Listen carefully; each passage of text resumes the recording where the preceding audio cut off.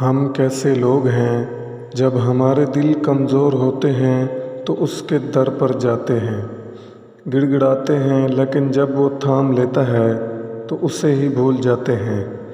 ہم کتنے خود غرض ہوتے ہیں، اللہ تعالیٰ سے خود غرضی کرنے سے بھی باز نہیں آتے۔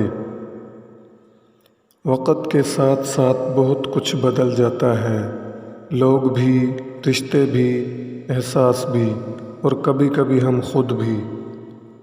مخلص شخص ہر وقت خاموشی اختیار کر لیتا ہے، اس لیے نہیں کہ وہ بزدل ہے، بلکہ اس لیے کہ اس کا ضمیر اسے اجازت نہیں دیتا کہ وہ اپنوں کو انہی کے لہجوں میں جواب دے۔